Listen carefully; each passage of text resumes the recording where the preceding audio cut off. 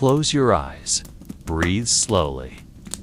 Imagine a world without electricity, without the roar of cars, without the chime of phones or the hum of artificial light. Night does not glow. It merely rests, held by the flicker of lanterns and the slow dance of candlelight in the corners of old stone. Listen for sounds that do not belong to this century. No one knew who wrote it or why it was so fiercely guarded.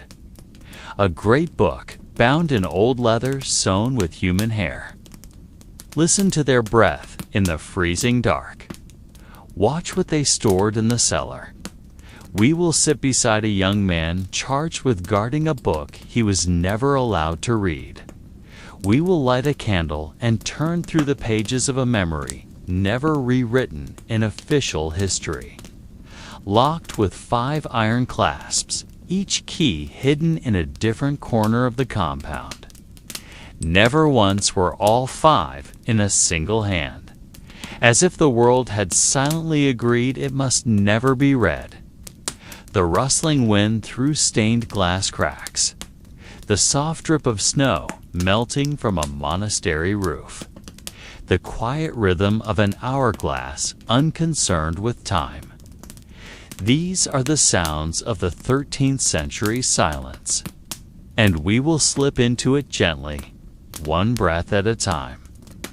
Imagine yourself walking slowly through a narrow stone corridor, your feet brushing against cold tiles worn smooth by centuries of monastic steps. Moonlight paints windows on the floor, shimmering like frozen water. This place is quiet, but it has never truly been empty. There is something behind its walls, older than memory. You are standing in a remote monastery surrounded by frozen fields and woods that whisper secrets to the wind. From the scriptorium where the book was stored, flames devoured wooden beams, racing across ceilings like a furious serpent. Within minutes, the eastern wing was gone. 3 monks were never found. No one could say how it began, but in the morning ashes they found the 5th key broken, and the book ... gone. It is the year 1237, and we are in northern France. Far from kings, far from war, but never far from mystery. This monastery was once known for peace and holiness. But on one cold night, something was opened, and everything changed. They called it the locked manuscript. But that night, snow fell thicker than usual, and fire appeared without cause. Today, only ruins remain. But in your mind, we will step into the past before that night. We will quietly observe the monks' lives. Close your eyes. Let's begin. Imagine you wake in a small room furnished only with a coarse wooden bed, a single wool blanket smelling of old moss, and dim light slipping through a slit of a stone window. The February morning air feels like cold iron against your lungs. But this is not a morning to complain. In a place like this, life is not meant to be enjoyed, only endured.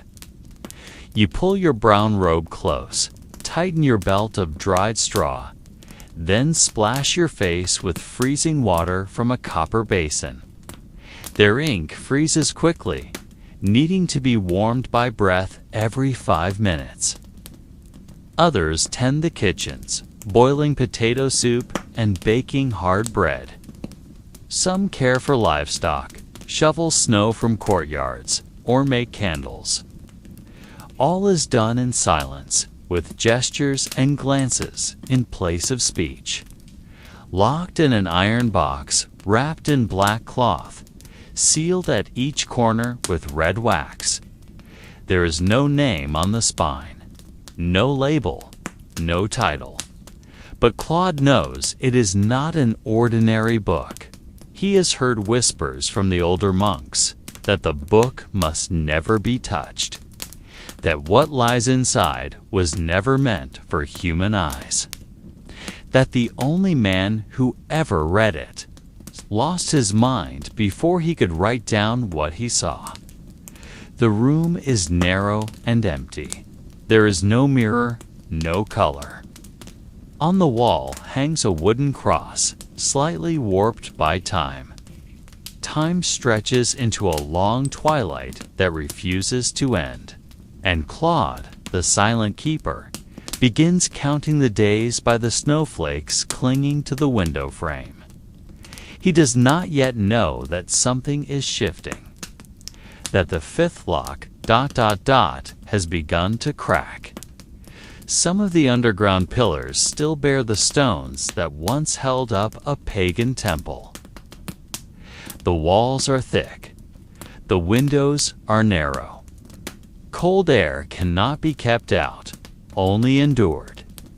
His parents gave him to the church when they could no longer afford to feed him. He arrived in rags, his hands always trembling. But he quickly learned silence, quickly learned obedience.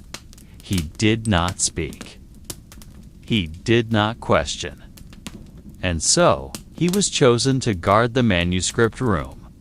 The monks live in silence as a form of worship. And worship does not include comfort. Your steps echo in the stone halls as you make your way to morning chapel. Every face you see is silent, pale, tired.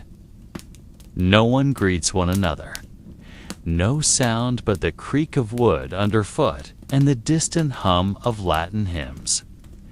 The others belong to the abbot and the librarian. His task is simple. Sit there each day from mid-morning until the sun sets. Ensure no one enters. He does not read. He does not open cabinets.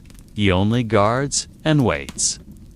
The monastery is not large, but it is ancient and secluded, said to be built on Roman ruins.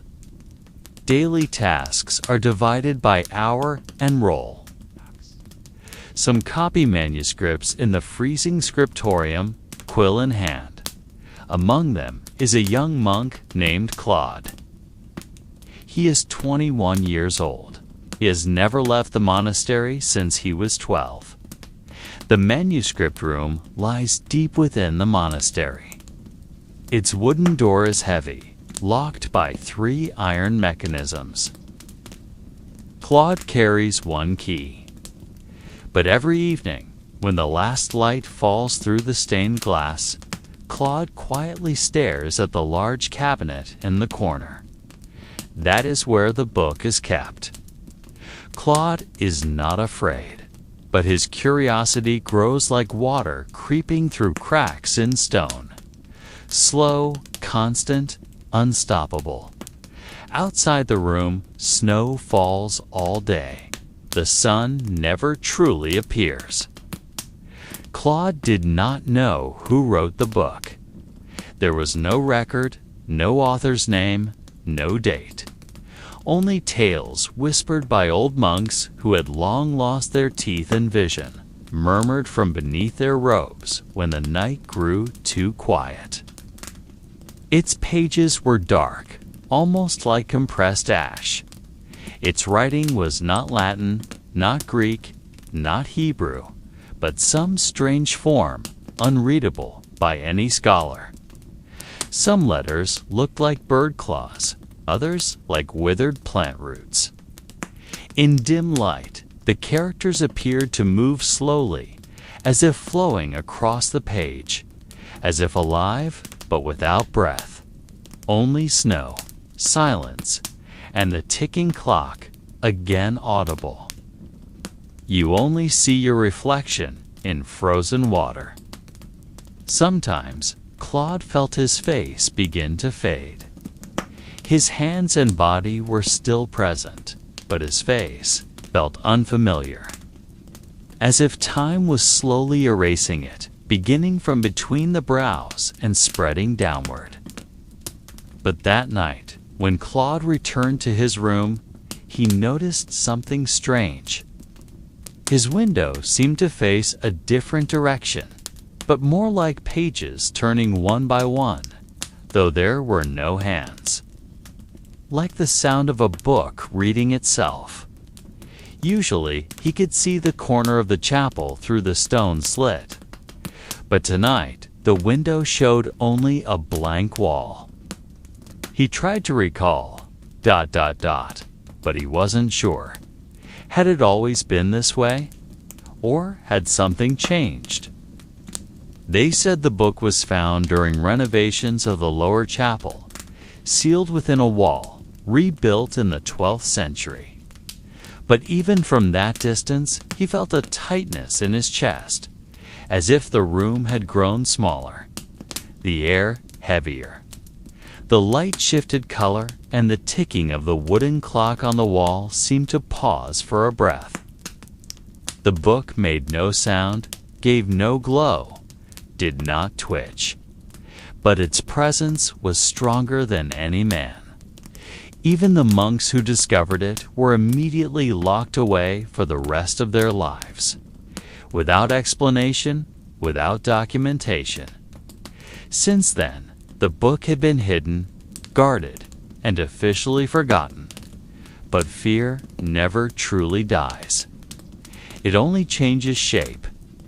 The book was unlike other manuscripts, not a copy of the Gospels, not a commentary by St. Augustine, not hymns or liturgical orders. Claude had never opened it, only glimpsed it through a slit in the black cloth when the abbot inspected the seal each month. That day, the sky above the monastery remained unchanged since morning. Ash gray hung over the chapel, and no birds flew. The wind did not stir. The wax seal at the left corner of the iron box was cracked. The crack was fine, like a thread gently pulled apart. Claude stood still for several minutes. There was no reason to touch it, but he did not look away either. He only stood there, listening to his own heart beat softly. When Claude took his usual seat in the manuscript room, he noticed the stone floor was slightly warm, unlike normal. He touched it with his palm. No fire, no water. But the warmth was like a body that had just stood from that spot. The door to the manuscript room remained locked. No footprints, no noise. But when he approached the cabinet, he saw something had changed. That evening passed slowly. No one came. No extra duties. In the monastery, there are no mirrors. You never truly know your face, whether it has changed, whether your eyes are still the same as before. That night, he did not sleep. He only sat on his bed, listening to sounds in the hallway. Sounds that should not exist. Not footsteps. Not doors. The next morning, a faint scent of burnt wood crept into the sleeping quarters, like the ghost of a past that had not fully faded. There was no visible fire. No rising smoke. But the scent of charring clung to clothes, to hair, to the corners of windows. Claude walked down to the refectory in silence, and every face appeared a little paler than usual. As if the same dream had visited them all. No one asked. No one spoke of it. Only the morning prayer was recited, slower and softer, as if their lips moved out of obligation, not belief. Its pages gaped like a wound left unstitched. The letters shimmered faintly in the light coming through a crack in the wall, though no clear source of light was present. The book did not rotate. did not shift, but its letters began to change. But when he awoke, his feet were soiled with archive dust, and the tips of his fingers were blackened, like stained with ancient ink. Not their shapes, but their color, from gray to deep red, like ink slowly turning into blood. Claude shut his eyes, but the color remained, burned behind his eyelids like a brand on the retina. Claude did not move. He did not approach. He did not retreat. He simply stood there, like a statue made of flesh, witnessing something that should not exist. The day felt like walking beneath an invisible shadow. The Latin lessons continued as usual, as did the task of copying texts, scrubbing stone floors, hanging linens in the frozen courtyard. But the monk's footsteps dragged slightly, and every voice seemed to come from farther away than normal. At lunch, the clinking of spoons on tin bowls became too loud, and no one lifted their gaze from the bland, warm soup in front of them. Claude noted one strange event that afternoon. Small bird, a winter sparrow that usually only appeared in old stories, perched on the scriptorium window. It did not move, just stood there facing inward, as if watching. No one was allowed down there except the abbot. But Claude felt as though something was calling to him, not with a voice, but with a crushing silence. He crept down, past the cold stone hallway, past the dusty shelves filled with hardened ink bottles and frayed cords. It stared at Claude without blinking, and Claude stopped writing for a long while. There was no sound, no tap of its tiny claws. Only a silence that thickened like stone, and a gaze that felt heavier than the weight of the cross. After several minutes, the bird flew away, but it flew the wrong direction. It went deeper into the building, not out. That night, the sound of turning pages returned, this time from the cellar, the archive storage filled with ancient records and leftover debris from past renovations. In the farthest corner, there was a small table. On it lay the book, wide open. No black cloth, no lock, no seal. Then something colder than air touched his spine, as if the room exhaled slowly, and its breath did not belong to any human. He stepped back quietly, his movements nearly silent. He did not remember how he returned to his bed that night. Morning returned with pale light filtering through misted glass, but the day was different. The abbot had vanished. No sound of his wooden cane tapping the stone floor. His eyes were open, yet his gaze passed through everything before him, as though his soul had wandered into some distant corridor of memory. His tongue moved faintly, repeating a single word over and over again, barely audible. Verba, ... verba. Only that word, like a half-spoken spell, or a message lost in the noise of another world. No steady steps that usually filled the corridor with quiet authority. But they were not the heavy steps of a monk, nor the light scurry of mice in the kitchen. These footsteps sounded uncertain but deliberate. He only looked, then stepped back. Behind him, the shadow had vanished, but the walls of the room began to change color, from stone gray to a burnt flesh red, then back to cold normality. As if the place remembered something and was deciding whether to repeat it again. He rose, opened the door, and saw a shadow slip through the corridor. And inside him, it was not prayer that grew, but an awareness of something older than faith. Something that did not want to be found, but always waited for someone to curious. No face, no form. Just a silhouette moving beneath the flickering torchlight, like the residue of a nightmare not fully shaken off. His chamber was locked from within.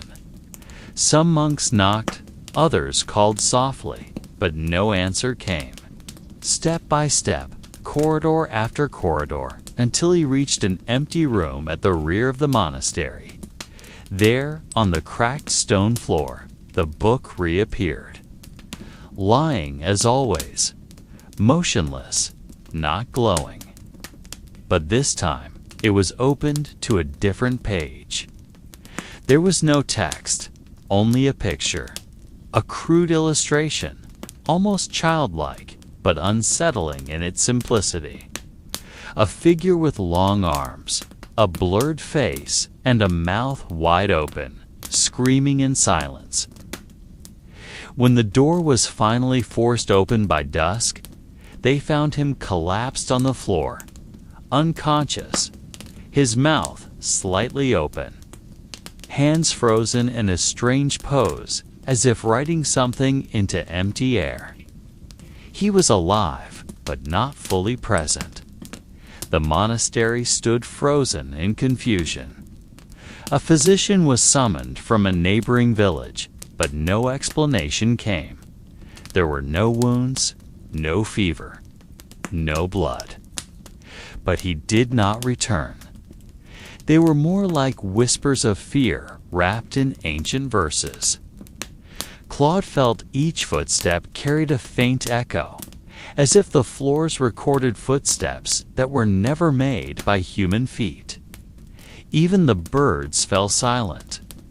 The wind around the monastery no longer carried the scent of leaves or damp earth, but something older, like breath from beneath the soil. His body remained trapped within a cracked awareness. The book was not found in his room, but Claude knew there was nothing to search for. The book never stayed in one place. It appeared when someone turned away and vanished when the world looked too closely. In the days that followed, the monks began praying more often, but their prayers did not sound like pleas to God. In the scriptorium, Claude noticed the ink drying faster than usual. Within an hour, freshly poured ink hardened without cause. The parchment turned brittle, and the tips of the quill pens began to crack, as if the objects around them shared their unease and began refusing to serve as conduits for words. One night, when the sky hung moonless and the wind froze against the windowsill, Claude woke to the sound of footsteps. Claude followed without thinking. Claude closed the book slowly, and this time he did not touch it. Claude returned to his bed, but he did not sleep. He only lay there, waiting. The days that followed became a looping road with no end. The monks began speaking to each other in softer tones, as if loud voices might awaken something not yet fully asleep. Claude noticed no one spoke the abbot's name anymore. It drifted down like ash, like something old and tired. Claude stood at the threshold, watching the droplets fall onto the stone courtyard, and realized the night had lost its voice. No frogs, no night birds. Even the old bell in the tower remained still. Everything seemed to hold its breath. His voice sounded like the creak of a door unopened for years, like rain on metal, like words never taught. He only walked back into the corridor, letting the light fade behind him. On the wall, his own shadow looked like a stranger, like a body not entirely his. He knew, From that night forward, time would move differently for him, and that the book had chosen him, not because he was strong, but because he would remain silent. Yet Claude understood, not with his mind, but with something inside him that had no name. The voice didn't convey a message, conveyed memory, of pages not written by man, of voices only heard when the world is absolutely silent. Of a night when an entire city burned because one sentence was read too loudly. They cared for his unmoving body with quiet tenderness, but not a single question was asked, as though they all understood that some secrets are safer left undisturbed, and that truth can be a fire hotter than hell. The scriptorium grew hollow. The wooden desks remained in place, but no ink dripped, no quill scratched. Ancient manuscripts gathered dust, untouched. Claude knew why. Since that night, nothing could be written by hands that did not tremble. In his lap, the book lay open, its pages turning by themselves, untouched. Claude didn't enter. He stood at the doorway, unsure if he was witnessing reality or a dream that hadn't ended. Then, slowly, the abbot began to speak. Even the morning prayers began to feel like echoes of half-belief.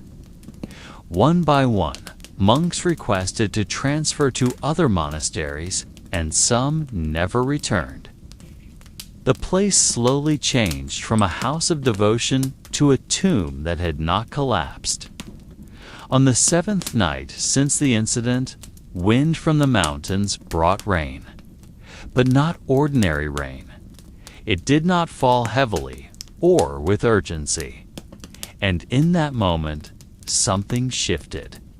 He didn't see it, but he knew. The air grew heavier, and time seemed to stop. When he stepped back inside, the hallway candles had extinguished themselves. But from the end of the corridor, from the direction of the abbot's room, a soft light glowed. Not the light of fire, more like moonlight reflecting off unsettled water.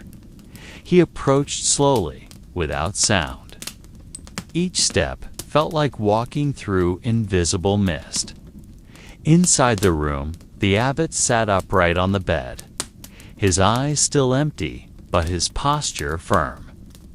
Not in Latin, nor in French, nor in any human tongue. Claude stepped back. He didn't run. He didn't scream. The days after that night never felt real again. Claude remained in the monastery, but everything seemed to move at a distance, as if he walked within a painting covered in glass, able to see but never truly touch. Food was still served each morning, but its taste became unfamiliar. Prayers were still spoken, but they seemed to come from other mouths. Even his own footsteps began to sound like they belonged to someone else. The abbot's room was locked, and Claude was its keeper, though he had never volunteered. He heard whispers without language, sensed footsteps that never touched the ground. At times, he saw shadows on the wall that were not his own. But he did not react. He only sat, reciting prayers in his mind that had never been taught in any church. Prayers that came to him on their own, one syllable each night, as though gifted by something that waited. Each night he slept on a wooden bench in the corridor, near the abbot's room. Not because he feared someone entering, but because he feared something coming out. Not with metal, but with something older, something unseen. The other monks didn't ask. They simply stopped mentioning the room, as though it had never existed. Claude knew that if he entered again, the book would still be there, unmoving, but not dead. He could feel it even from the other side of the stone wall. A voiceless pulse, like the heartbeat of something that should not live. And within himself, Claude began to change. He grew quieter. His once youthful face paled more with each passing day. His temples grayed like frost that the sun could not melt. One morning, as they washed linen in the small river beyond the monastery wall, Lucien spoke cautiously. About that night, about the book that should not have been opened, about the light that did not come from fire. Claude looked at him for a long time, too long, until Lucien felt the air around them turn cold. And Claude replied with only one sentence: "Nothing is returned without a price." Then he walked away, letting his bucket drift downriver as if it no longer mattered. He spoke less, and when he did, his voice seemed to come from a corridor far away. The younger monks began to fear him, not because he was cruel, but because he carried silence with him. And that silence did not belong to men. One of them, a young man named Lucien, tried to ask. After that, Lucien began to dream. Dreams he could not explain. He saw towers behind mirrors, endless library floors, and windows that looked inward into himself. Each morning he awoke with a chest full of dust and eyes that could no longer meet daylight without pain. Within a month, Lucien requested transfer to a monastery in the mountains. He said goodbye to no one. Claude remained, not because he wanted to, but because he knew he couldn't leave. The monastery was no longer a place. It had become a doorway. Silent nights became his companions. Seasons came and went, but time inside the monastery became like a tangled thread that could not be pulled straight. Pilgrims stopped arriving. Letters from the city were no longer delivered. The outside world seemed to stop remembering this place. And perhaps that was a blessing. The parchment he touched sometimes cracked, as if unwilling to accept new words. Still, he wrote, but no longer about apostles or saints. He began transcribing fragments of something that only arrived in whispers. No records mentioned him, yet Claude let him enter.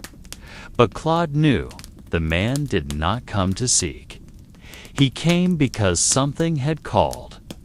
The man asked no questions, offered no sermons, only sat and listened.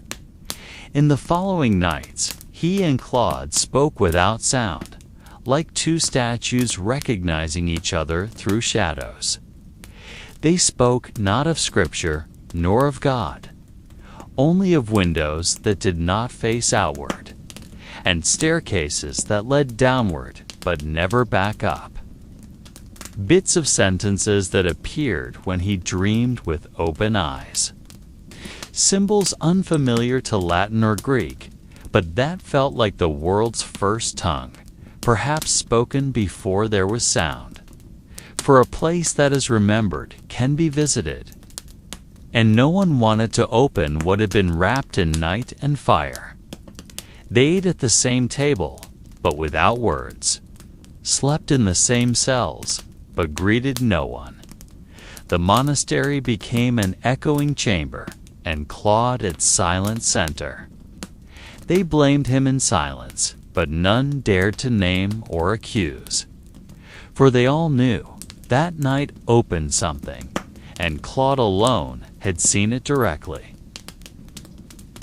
Claude spent his days copying old manuscripts, not to preserve them, but to observe. The ink he used faded faster than usual. The candles extinguished one by one, though no wind blew. Only one remained, beside an untouched manuscript. There he wrote something even his own hand resisted finishing. 3 lines of prayer, not for salvation, but for sealing. He did not know where the words came from, but he knew, if they were not written that night, the dreams would begin to escape the walls. The other monks withdrew. They still lived together, but no longer with one another. One night, as rain fell without sound, Claude sat in the library. A few days later, a priest from outside arrived. He was an old man in a patched robe, claiming to be sent from a monastery that no longer stood. Claude gave him a name, for the man never offered one. He called him Pellegrin, a name meaning pilgrim. The days that followed were swallowed by a routine that did not shift, as if time had lost its direction and only knew how to circle. Claude rose when the sky was still dark. He sat in the scriptorium, opening manuscript after manuscript, but rarely touched his pen.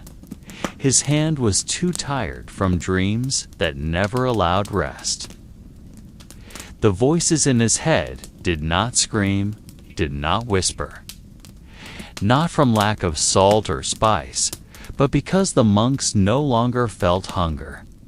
He spent more nights in the library, writing not with purpose, but as an act to avoid being dissolved by the silence.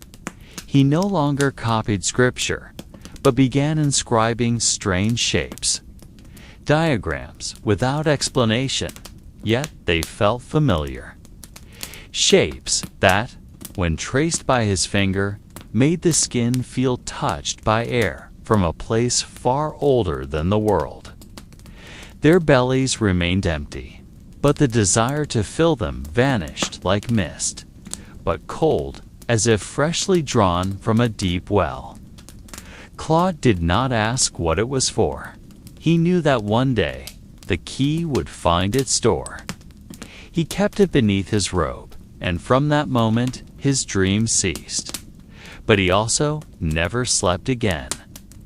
They ate because it was part of the order, but flavor became a fading concept, like dreams upon waking. Some nights, one of them would stare at bread and never touch it, and by morning his seat was empty. No body, no trace, only the remnant of breath in colder air than before. They simply existed, like the sound of old wood splitting from weather, quiet yet impossible to ignore. Sounds not from without, but emerging from behind the bone. Pellegrin did not leave the monastery. He began helping Claude reorganize the crypt. They never spoke of their purpose. They simply understood something had to be rearranged. The floors, once thick with dust and moisture, were now clean. The ancient stone shelves that once held manuscripts were emptied. They discarded nothing, but they read none of it either. They only moved things, as if those objects were dangerous if left in the wrong place. One small wooden box, wrapped in rotting cloth, was placed behind a wall they sealed again with stone. Claude did not know who had locked it there, but he knew it must not be touched. In the scriptorium, Claude found something he did not recall writing. A note at the end of one of the old manuscripts, in his own hand, but in symbols he could not read. None resembled Latin letters, yet there was a rhythm in the patterns, like a voice trying to escape through the lines of ink. He showed the note to no one, not even Pellegrin. But from that night onward, the windows of the scriptorium never again opened in the same direction. The sun entered from a different angle each morning, though the building had never moved. In the kitchen, food began to taste bland. Claude did not ask.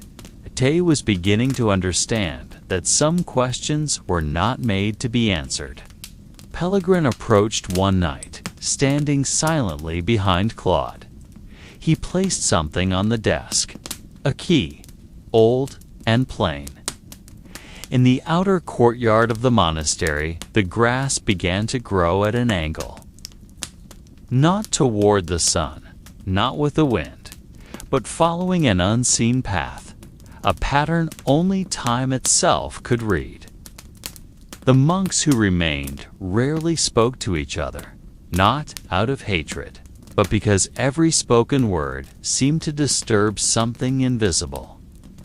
The corridor that once ended in stone now stretched further, forming a narrow path drawn by mist. He simply stood there, and a faint sound entered his ears. Not words, not song, but rhythm, like the heartbeat of a time already rotted. As though his body no longer aged, no longer hungered. He recorded the sound beneath the ground, the growing space. The book that could not be read, but could be felt. He did not know who the notes were for, but he knew if they were not written, something would vanish. Not only from this world, but from all possible worlds that could ever be. Pellegrin nodded slowly, then turned back toward the corridor. Claude followed. They brought nothing with them, only a silence heavier than before. But their footsteps left no trace, and when they returned to the surface, the stone door closed without a sound. There were no torches, yet they could see. A pale light came from a place that could not be named. They did not run, did not hold their breath. They walked as if their feet already knew the way. At the end of the corridor, a single table stood. Upon it, not a book, not a scroll, but something resembling skin, not from an animal. Softer, more like something that once had a voice. Conversation felt like a trespass. They had become shadows of themselves, moving slowly from cell to chapel, from kitchen to library, as if following a script they had never read but somehow knew by heart. As if the fabric of night had been pulled away and replaced with something older than darkness. The stars remained, but not in known patterns. Constellations no longer pointed to anything. Time in the monastery slowed. Hours stretched like seasons. And the monks, still alive, began drawing strange patterns on dining tables, on walls, inside water jars. No one taught them, but their hands moved on their own. They made no errors, even though their eyes no longer fully opened. Claude recorded the subtle changes within the monastery, not out of a need to understand, but because recording became the only act that kept him anchored to reality. One morning, the door to the crypt opened on its own. No sound, no movement. It was simply ... open. Inside, there was the scent of old incense mixed with wet earth. Pellegrin stood at the threshold, gazing at Claude, as if he had been waiting for a long time. They said nothing to each other. They simply descended together. Below the earth, the walls seemed deeper than before. Claude did not touch it. That night, the sky changed color. Not blue, not black, but a hue that defied description. Claude wrote all night. The ink changed color every time it touched the page. Sometimes black, sometimes red, sometimes invisible. But he kept writing. The next morning, the mist descended even before the sun had risen. Not the usual kind, but heavy and damp, as though the air itself had become saturated with whispers the earth could no longer contain. The fog enveloped everything, not just trees and buildings, but also sound. The morning bell rang, but its tone felt restrained, tangled by something unseen. The monks emerged slowly from their cells, not meeting eyes, not exchanging greetings, simply standing like old statues that had forgotten how to move, as though the contents were being pulled back to wherever they had come from. Claude hid a few pages beneath his bed, hoping to preserve something.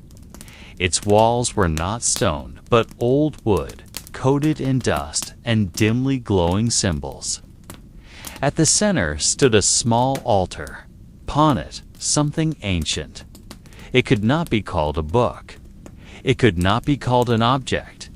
It did not reflect light, but swallowed it. It had no color, and yet it was not dark. It simply was. And it pulsed. Like a heart, like a wound, like something that never wished to be found, but also never wanted to be forgotten. But each morning, the pages became clean, and the scent of old ink shifted into something like decaying flesh. He did not know whether to fear or simply accept. Among them, Claude remained the most aware, or perhaps the least able to forget. Wind came from an unfamiliar direction, slipping through stone cracks, carrying the scent of the sea, though the ocean was hundreds of miles away. Pellegrin called for Claude, leading him once again into the crypt. But this time, the corridor was longer, deeper, colder, and they were not alone. There were other footsteps, echoes of laughter, flickers at the edge of sight that could never be fully caught. Yet they kept walking. They did not speak. They didn't have to. For something older than language now connected them. He sensed the world around him beginning to lose its order. Days no longer held shape. Meals came and went, but hunger never left. He often stood long before empty walls, sometimes murmuring words that belonged neither to Latin nor French, nor any human tongue. Claude recorded some of them, but each time he tried to read them back, the letters changed. As if the language refused repetition. As if the writing could only live in the moment it was first created. At times, the water in the pitchers turned gray, as though adapting itself to the air that clung like sleep. One night, someone discovered a black bird's feather inside the altar Bible, even though the chapel windows were sealed. No one asked where it came from.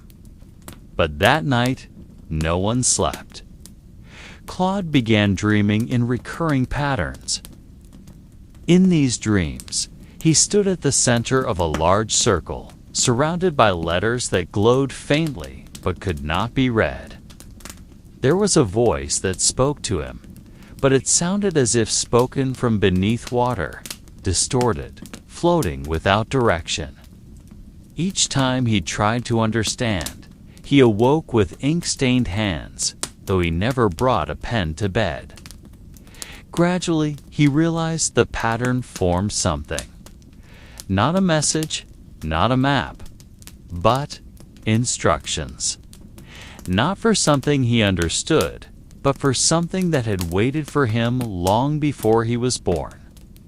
Pellegrin began to change. His face grew more hollow. His eyes deepened, like two holes into a space that reflected no light. The library began to empty itself, not burned, not stolen. But the manuscript pages slowly turned blank. Not aged, not damaged, just blank. One night, the entire monastery trembled, though the fire in the kitchen still burned. They arrived at a new chamber, one that had not existed before. No one said anything that night, but Claude's steps trembled as he approached the altar. The room was not cold, yet he shivered. Around him, the walls seemed to breathe, old wood groaning softly, not from age, but from pressure exerted by something not yet released. The book, or whatever it was, had no pages, no cover, no letters on its surface. The room remained, but dimmer, as if it had spent all its strength on that one moment. Claude did not know how long he had stood there. It could have been seconds, it could have been days, but something was different. The sky hung lower, and the wind carried the scent of burning wet wood. Claude sat in the scriptorium, staring at an empty manuscript. His hands trembled, not from cold. He began to write, but not from his own mind. The words flowed, not in Latin or French, but in something older than any religion. He wrote for hours, the ink nearly gone, but the words kept coming. He knew they weren't meant to be read. They were a request, or a warning, or both. But one thing was certain. He felt old, not in his body, but in his mind. It leaped, it danced as if it knew where to go. It did not burn paper, but burned memory. It erased the archive, not destroyed it. The monks ran, but they did not scream. They were like people who had long expected this. Claude stood in the corridor, his body untouched by flame, but his soul peeling away. He saw Pellegrin standing in the library's doorway, smiling without a smile. And then, all was gone, as though he had seen both past and future at once. As though he carried a weight he never asked for. Beneath the altar, he found a small scroll. Its paper was fresh, its ink still wet, but the writing did not belong to any human hand. He could not read it, yet he knew its meaning, and that was enough to make him tremble. But as Claude touched it, he felt as if his entire life was being read. Not just his actions, but his fears, his most hidden thoughts, the small lies he kept even from himself. His fingers stuck momentarily, as if coated in something not wet but adhesive. And for a fraction of a second, the room vanished, not in a literal way, but in feeling. Sound disappeared, the weight of his body disappeared. He felt himself floating, or sinking, or perhaps both. Around him, only shifting shadows formed faces that were never born, yet never died. He heard prayers in a language unremembered, yet somehow known by his body. A whisper like autumn wind swept through his mind, and he saw something. A great city burning. A library ignited like a candle. The faces of scribes dragged from their desks, ink mixed with blood, and the weeping of pages. When he regained awareness, time was unclear. Pellegrin was no longer there. Since that night, the voices grew louder. Not outside, but within his head. As if many doors had been opened, and none could be closed again. A child's laughter echoed in the empty library. The clang of metal, not coming from the kitchen, footsteps that followed, but never revealed themselves.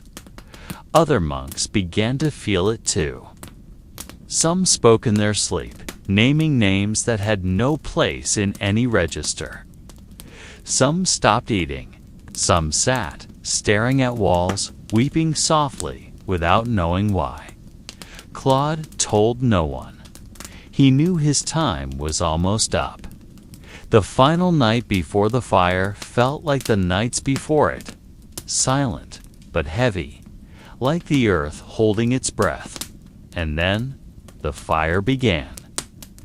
Not from the kitchen, not from a candle, but from the center of the chapel. The fire did not spread like normal fire. The next morning left only remnants. Charred stone, still warm ash, and the scent of something burning no one could name. As if every soul within had simply vanished, swept away by something that did not require force. The scriptorium, its walls blackened, but unbroken. Wooden desks still stood, as if abandoned only minutes ago. The church issued a brief and rhetorical statement, calling it a tragic event caused by human error and divine mystery. But behind the walls of the now abandoned monastery, some whispered, not about the fire, but the voices before it. No one knew where they went. Their house was left open, dishes still on the table. Windows ajar, wind blowing in with dust, and memories not invited. Some tried to enter, curious, but none dared touch the book. It sat in the center of the wooden table, half open, its pages blank. Yet the eyes could not look away. Something moved beneath the paper, not a shape, but a feeling. Like being watched through a curtain that wasn't there. The strange dreams villagers had in the nights before. The light that came from inside the walls, not from candles, but from something older and unnamed. Someone left it in a corner of a library, and someone else took it, without reason, without intent. It always found its way to those who never searched for it. And each time it was opened, something disappeared. Sometimes time, sometimes memory, sometimes sound, sometimes light, but never the same thing twice. The book did not speak, did not sing, did not threaten. It only sat quietly, waiting. But all who touched it knew one thing. It was not waiting for them. On one table, there was a single parchment. The ink was still fresh. No name, no date. But the words were etched like wounds. They could not be erased. The villagers did not read it aloud. They only stared in silence, backing away slowly, one by one, like people who had accidentally opened a door that was never meant to be unlocked. They had just ceased to exist. Some tried to dig through the rubble, looking for bones or trinkets or anything to bring back to the authorities as proof of disaster. But their hands trembled, and they could not help but glance at the open sky above, as though expecting something to descend. They only circled, as though waiting for a signal that never came. And then the book was found, not by scholars, not by priests, but by a little boy who wandered too far from home. He found it beneath a pile of charred wood, wrapped in cloth, untouched by flame. No dust, no mold, no scent of smoke. As if it had only just been placed there. Nothing came. But there was the feeling that something had left. The first villagers to arrive thought they had come too soon. No sound, no movement. Not even the birds dared to chirp above the ruins. They stood in silence, staring at architecture that had surrendered. Collapsed roofs, stained glass melted like unbearable tears. The monastery had once been a center of silence, yet now even silence feared to remain. There were no bodies, no blood, no signs of struggle. From all the collapsed monastery, only one room remained whole. News of the fire spread quickly, but no one truly wanted to know more. The king sent no investigators. Months later, the ruins began to grow wild. Vines crept from cracked bricks. Birds slowly returned, but did not nest. The boy brought it home, and within a single night, his entire family moved out of the village. From that point on, the book passed hands. Not by sale, but by silence. Let's imagine you are a poor scribe in the year 1726. Working in an underground library that does not appear on any map of the city. Your job is not to read, not to copy. You only clean. Your supervisor never mentions it, but every morning as you clean the dust around it, you sense something has shifted slightly, very slightly, not wide, just enough to reveal the edge of the book inside. Black leather, edges polished, but not with metal, with something unrecognizable. You didn't open it, but you began speaking to it, not aloud. Your legs felt heavy, as if bound by unseen chains, but with blood from your fingertips, which split without cause. You didn't know the language you wrote in, but you couldn't stop. One page each night, and every morning a new wound. But you felt no pain, only emptiness.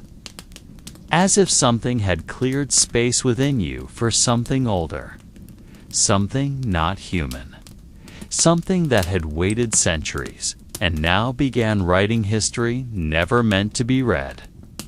Your mouth dry despite drinking. Light made you nauseous. And in the corner of your room, every night, you heard pages turning. The book had come with you, without being touched, without being brought. It simply followed, like a shadow finding its owner. In your mind, and you knew something listened. You began to lose time. Your days became fog. You noticed the other books pulling away from you, not physically, but their words turned away. Their texts unreadable in your hands. Only the cabinet still faced you. The scent from the crack is not unfamiliar, yet not human, not rot, not incense, not fire, something like decaying time. You closed the door gently, never touching the inside. But you knew then that you had been seen. The hinges seemed to have moved, or its color seems a little darker. Once, you were sure it breathed. But you laughed at yourself, like everyone who has worked in silence for too long. Still, the fear never left. It only sat deeper, like a wound that doesn't bleed. You arrive before the sun rises, descend the damp stone stairs, and light the candles that died the night before. The air is always cold, even in summer. The smell of old ink, animal hide, and creeping mold fills your lungs like memories your body rejects. And among those towering shelves stands one iron cabinet. It is not locked, it is not opened, it is not discussed. You never ask about the cabinet. One morning, you arrive to find the cabinet slightly ajar. A few days later, the dreams began. Not of the book, but of the room where the book had once rested. Walls covered in writing that moved. Not normal writing, but like open wounds, pulsing and raw. In your dreams, you always walk toward that wall, though you knew you shouldn't. And you always woke up trembling, as if your soul had returned from an unblessed place. You tried to tell the priest above ground, but he only stared too long and gave you holy water that had turned color. On the seventh night, you heard something from inside the cabinet. Not a voice, not an animal. Something like breath trying to become a word.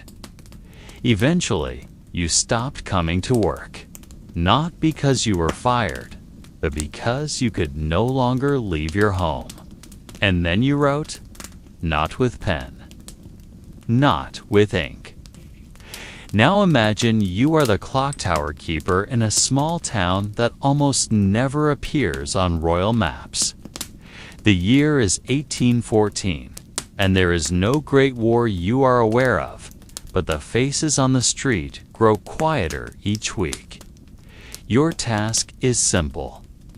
You climb the tower before dawn, wind the iron gears to keep the clock moving, and record cloud patterns each evening. But lately, time feels wrong. Sometimes minutes stretch like hours, and sometimes hours vanish like fog. And you know it is not age. On the third floor of the tower, there's an old drawer that must not be opened. You do not know why, but the words are written on the wall since you began. In time, birds hung in the air, forgetting how to flap. Rivers stopped flowing. People stood in the streets, unmoving, eyes open but blank. Only you could walk. You climbed the tower and saw the hands of the clock spinning backward. Slowly, 1 second every 3 minutes. And you knew you had awakened something. Not from that drawer, from time itself. Until one evening, when a storm hit the town and lightning killed the entire clock mechanism. You tried to speak, but no one heard. But because words had lost their shape, you began to draw. Symbols, patterns from your dreams. The tower walls slowly filled with circles, stars, and inverted eyes. No one came to scold you. No one asked. Because the town never moved again. It became a painting you tended. A broken clock still ticking, but going nowhere. And you became part of the mechanism, not a keeper. A cog still turning. Until history itself forgot that time ever moved forward. You screamed. You struck the bell with bare hands until blood dripped. But only you could hear its toll. You looked to the sky, and the moon stood still at noon, dim like an eye that never blinks.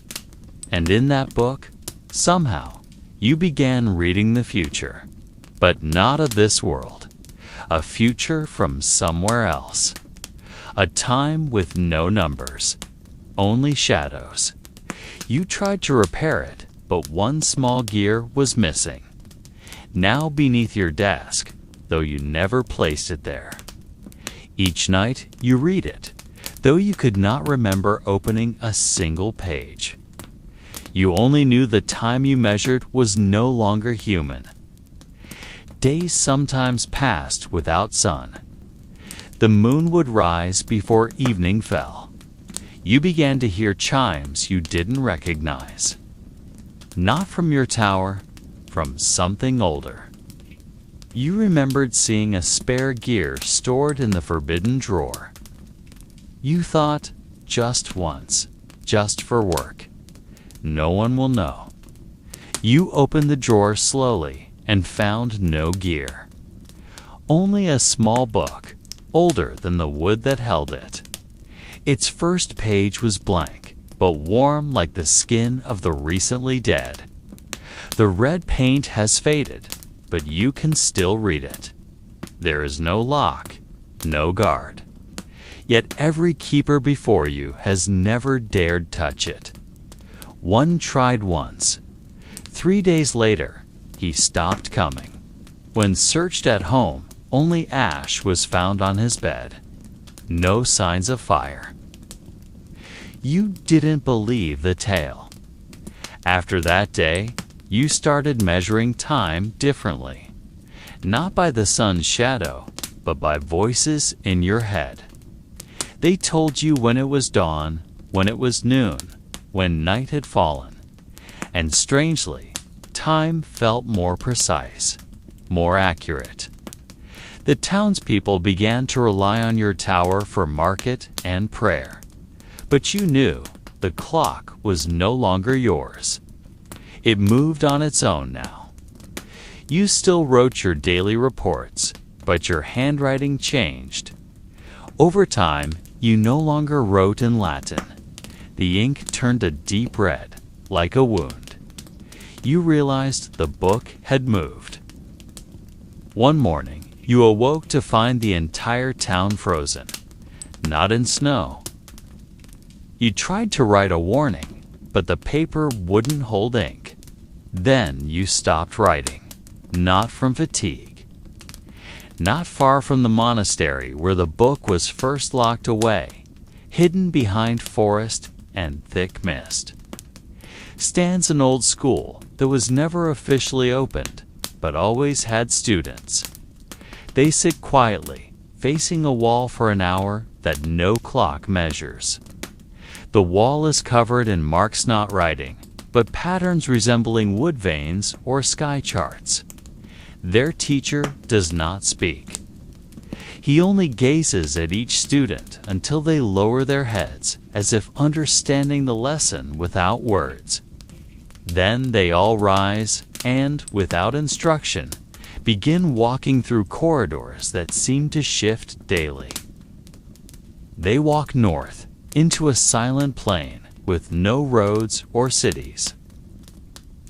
It held a strange diagram, resembling an hourglass whose shadow rose, not fell. Beneath it were symbols like those carved into the school's desks. No one could translate them. It moves, sometimes as a sentence in someone's dream, sometimes as a chalk mark on a closed school board, sometimes only as a voice whispering to a child staring too long at a clock. But it always seeks a new reader, someone who doesn't ask too many questions, someone who can understand time without needing numbers. And if you've ever felt an hour stretch like a day, perhaps you've already heard its whisper. But years later, a new student arrived whose face resembled one of the monks who once guarded the cursed book. No ceremony, no farewell, just footsteps. And the villagers closed their windows that night. If asked, they don't recall who the students were. They only say they weren't born to stay. Its walls are gray, its windows sealed from the inside. But every night, sounds emerge from it like slow-turning pages or whispered languages never heard on earth. Even at noon, the road seems to curve, leading travelers in circles. Only those who dream of clocks spinning backward can find its door, and no one knows who chooses the students. Parents never remember a missing child. Police receive no reports. Because perhaps time isn't just lost there. It is erased. One student once placed their ear against it. The next day, they didn't return. And the name printed on their desk vanished as if they never existed. Strangely, the number of students remained the same, as if someone always replaced the missing without anyone noticing. No bell, no sign. But those from nearby villages know not to approach after dusk. They never explain why. They carve symbols into wooden desks with their nails or strands of hair. The desks are full of scars, but never replaced. Each night before leaving, they touch their carvings and whisper a word only they know. When they return the next day, the desk remembers what was written and answers questions never asked. There are no lessons in history or math, only time and the shapes hidden inside it. They simply call it School of the Third Time, from something passing outside reality. When this happens, the class sits with closed eyes, and the teacher stands facing the sealed window, though it shows nothing. When the shaking ends, lessons resume. But some days afterward, 1 or 2 students never return, and no one asks. Inside, the first lesson begins in silence. Children are not told to read or write. In one locked room sits a massive iron cabinet, never opened even by the teacher. Students do not carry notebooks. Sometimes during lessons, the school walls tremble, not from earthquakes. Those who graduate from the School of the Third Time never return home. In the charred ruins of the monastery, one page survived, found in a well months later. The school still stands today, but the mist has grown thicker. And the book that won, locked 8 centuries ago, ever truly stayed in the monastery. In the basement of a small town in the northwest, an old bookbinder lived a life that seemed peaceful, but hid something far darker. He never opened his shop to the public. The door remained locked, the windows draped in heavy black cloth. Yet each week, a new book appeared on the shelf, though no customers ever came. He didn't write with pens, but with needles, and his writing came in no language known to man. He saw an unfinished book and opened it. The first page murmured, but on the second, the whispers turned into his mother's voice, though she'd been dead for years. The bookshelves stood untouched, as if guarded by something unseen. He stood, closed his final book, and walked to the window. Outside, snow fell silently. Locals swear they hear soughing sounds at night and whispers in languages they can't recall. If you knock, no one answers. But if you touch the handle with the intent to read, you'll hear pages begin to open. And if you step inside, the world within the book may become more real than the one you left behind. But footprints appeared, leading to his door. No body, only a shadow. He opened the door, and the final book opened too, its pages flipping slowly with no hand to guide them.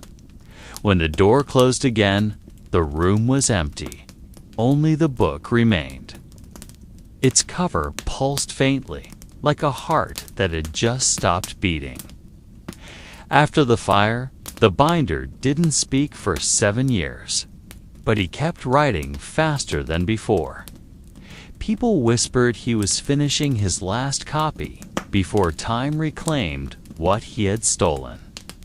He kept reading until he forgot he was reading, until the book closed itself and his hand began to turn dry and pale, curling like parchment.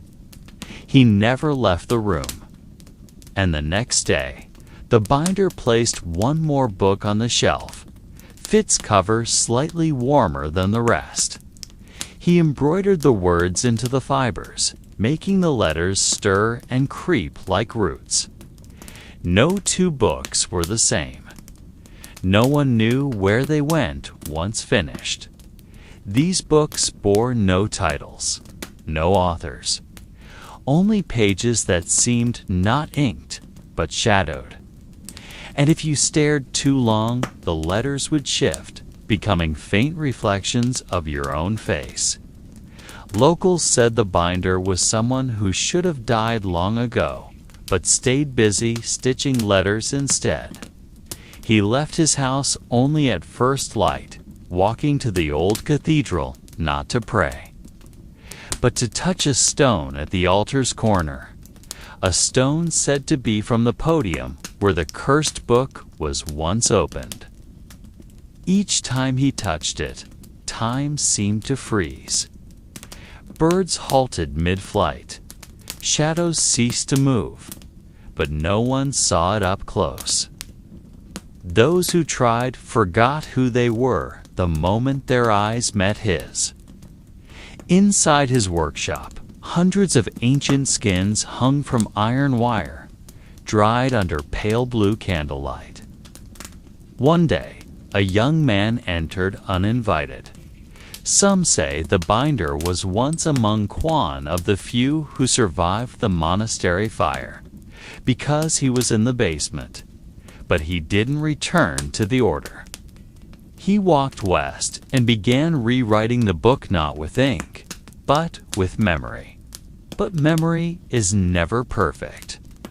Each page he stitched changed the next, like time-resisting capture, because the book never wanted to be remembered. It only wanted to be read, and then forgotten. Strangely, his books wouldn't burn. Even when lightning struck his home decades ago, the flames devoured only the walls and roof. On a winter night, the candles in his workshop extinguished one by one, though there was no wind. Now, the shelves remain full, but the binder is never seen. Among all who ever dared approach the original book's truth, one name lingers in ancient church records: a young woman named Anselma of Trento, an unrecognized scholar, granddaughter of a bell tower keeper. She was never allowed to study officially due to her age and gender. She never admitted to accessing the original book, but one elder monk claimed to see her one night in the crypt, reading by a fire without a source. Her hair floated as if pulled by something unseen, and the pages before her turned without touch. When he called her, she didn't answer. She merely lifted her face slowly, her lips moving not to reply, but to recite something not heard but felt, like a chill crawling through bone. The tale was never taken seriously until one spring the shadows aligned, and from a long-abandoned house in Selma's former home came the sound of someone reading aloud. Passersby reported hearing chants in a language that made their eyes water and their necks stiffen. None dared approach. When the voice stopped, the house showed no signs of life, only the scent of scorched charcoal and blooming jasmine by the window. Despite the wrong season, but from a small hole in the library ceiling, she meticulously copied every page the monks read aloud, mimicking the Latin characters with trembling fingers. Only a painting in the attic of the city museum showing a young woman with eyes too large and a smile too small. Some call her the nameless keeper, the one who opened a page further than anyone else, but at a price unknown, or perhaps unspeakable. For anyone who truly knows cannot say. The book's language, once understood, erases all others. You'll lose speech, save for whispers that crack mirrors and make dogs bark at nothing. Behind her, faintly, a table with an open book, and a vellum page still unfinished. When exposed to ultraviolet light, faint writing appeared along the canvas edge. Not in any known script, but matching Anselma's surviving pages. No one has translated it. When city officials pried open the floorboards, they found over 20 neatly written vellum sheets, but not a single recognizable word. The language was not Latin, Greek, Hebrew, nor extinct or invented. A word unreadable, but felt. A word that opens and seals. Like a door that should remain closed. Like a book that was never meant to be unlocked. The letters shifted constantly, even when viewed repeatedly by the same eyes. A sentence could look different every hour. And all who tried to read them suffered the same dreams wandering stone corridors by faint candlelight, following the cry of a baby that never stopped. She kept her transcriptions on rabbit skin, hidden beneath the floorboards of her grandfather's home. When manuscripts began disappearing and monks reported shared nightmares, Anselma's name echoed in hushed whispers. After that, Anselma vanished. Her grandfather's house remained untouched, but there was no trace of her. The only photographed copy, taken before the documents were sealed in a lead box, was page 17. It depicted a circle filled with symbols that moved if stared at too long. At its center was an eye, and within the eye, sketch of a small church identical to the monastery where the book had once been opened. From then on, researchers began to believe the book wasn't merely a cursed text or spellbook. It might be a map, but not a map of space. A map of time. A map to moments that should not be visited, or rather, must not. Among mountain folk near Trento. One legend speaks of a door never to be opened, when the sun aligns between the two tower crosses. A modern researcher traced Anselma's lineage through family letters and dusty archives. Her bloodline ended abruptly in the 18th century. No graves, no wills. Today, Anselma's name is whispered in closed-door symposiums and encrypted forums. And if you ask the old binder who still walks your dreams, he will answer by stitching one word across your lips.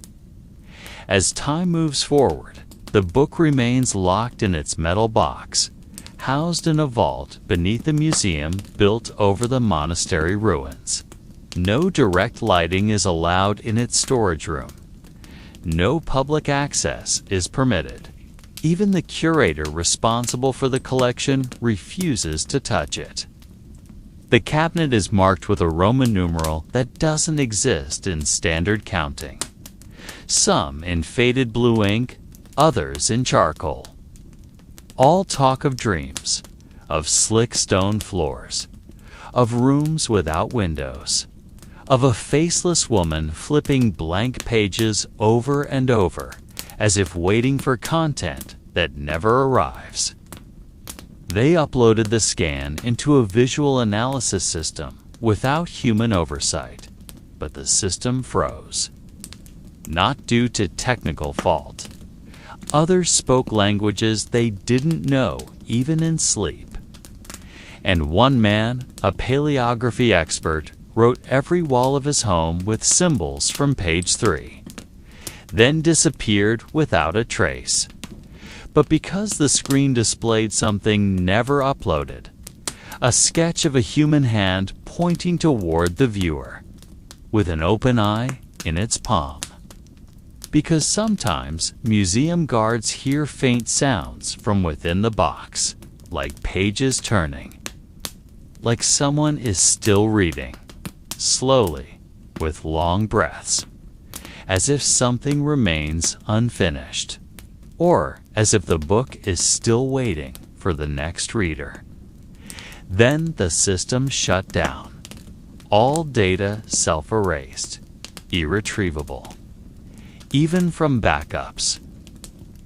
None of the letters bear sender names, but a few carry fingerprints. And strangely, some of these match police records of people declared dead over a century ago.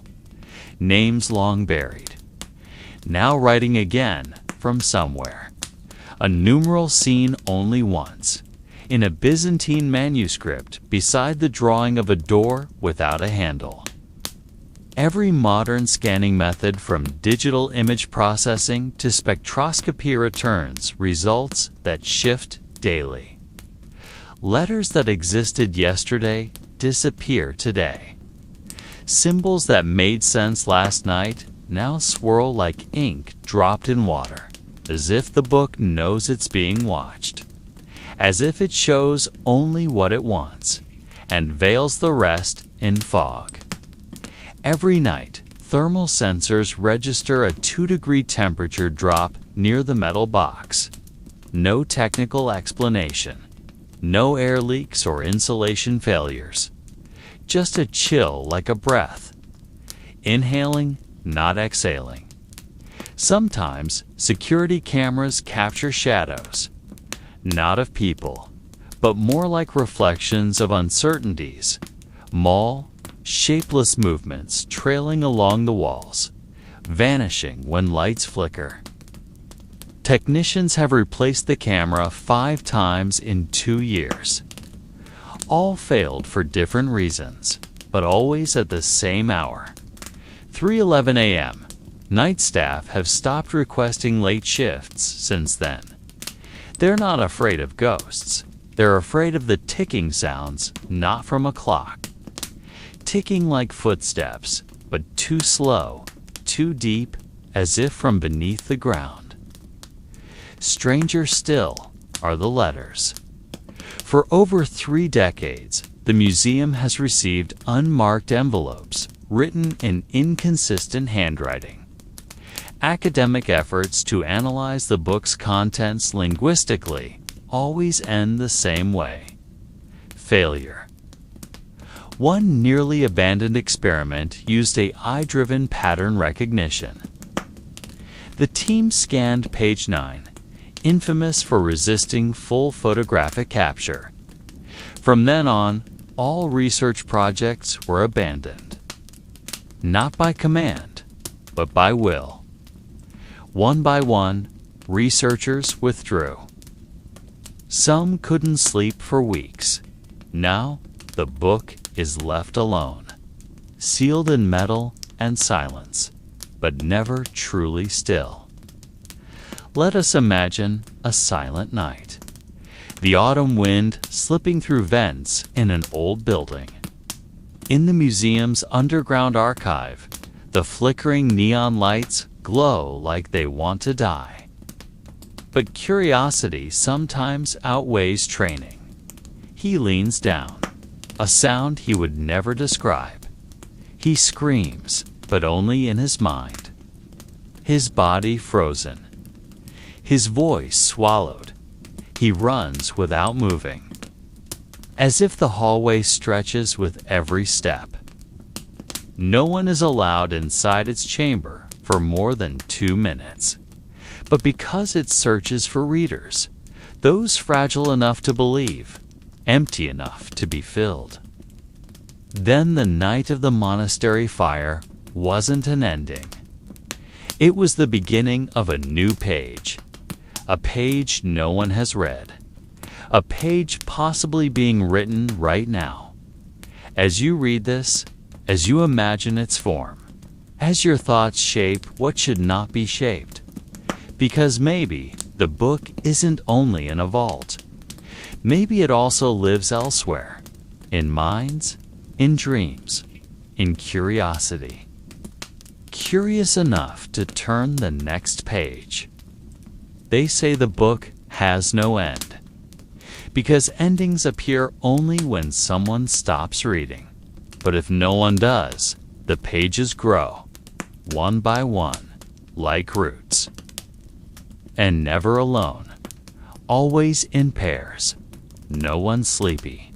no one despairing. Because the book, said a scholar who once tried to read it, does not like weakness. It enters through that crack and stays. Only once he returns upstairs does he realize his pants are soaked, and his hands shake so badly he cannot hold anything for hours. Sees the small ventilation slit near the cabinet's base. There is a faint light from within, reddish, like fire, but still. He brings his face close, and that's when he sees an eye. A single eye staring back from the gap. Not a human eye, but one that doesn't blink, doesn't reflect, just stares bright and cold, like glass buried in stone. In one corner of the room, a new security guard sits sleepy, bored with routine. He doesn't know about page 9. He doesn't know about 311. He only wants the night to pass quickly. He twirls a pen between his fingers, staring at the dull CCTV screens, until he sees movement on monitor 3. Not a person, but something too tall, too thin, moving as though it doesn't touch the floor. He rises slowly, opens the metal door, and descends the steps one by one. The air below grows heavier, not hot, not cold, but dense, like it holds something unresolved. He approaches the locked cabinet, turns on a small flashlight, and for a moment believes he's dreaming. Because he hears a sound, not footsteps, not ticking, but something like a brush stroking paper. Slow, repetitive, as if someone is writing or drawing. All camera data erased that night, but the guard resigned the next day, without collecting his pay, without giving a reason. He only said one sentence to the museum head. A sentence still written behind the control room door. Don't stare too long, because something might stare back. The cabinet is not open, but the sound seems to come from inside. He knows he should not touch it.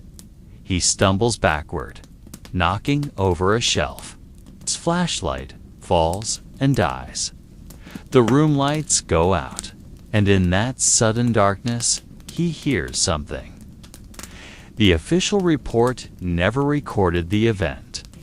No signs of damage. No recordings. The book remains locked, but now surrounded by new censors and newer rules. Some say the book wasn't written by people, that its contents change not because it stores stories. And if that is true,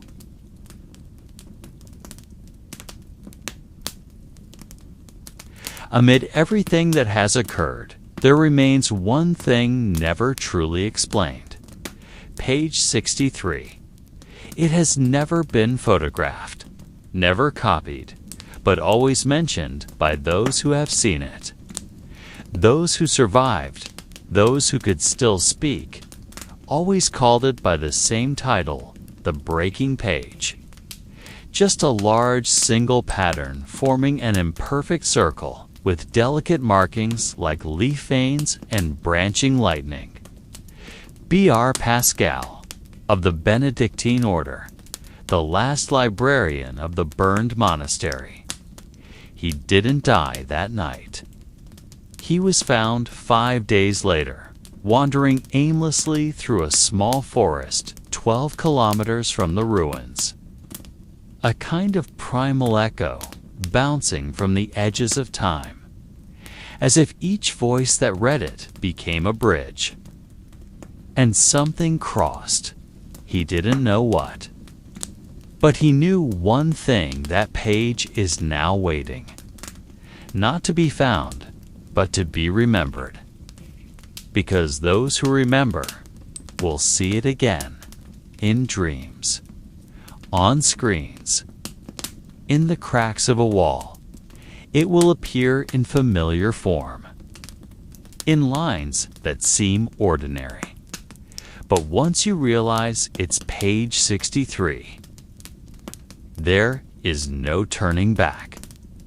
He wrote that what we read isn't letters, but shadows of something trying to become form. And with every reading, that form learns, adapts, draws nearer. In his final notes, he warned that the more the page is read, the more likely it is to find its way out, not just from the book, but from meaning itself. His hair completely white, his hands blackened with burns, but clutched tightly to his chestan iron key, which matched a hidden drawer beneath the altar floor. Inside that drawer, a roll of ancient notes was found, written in deep red ink.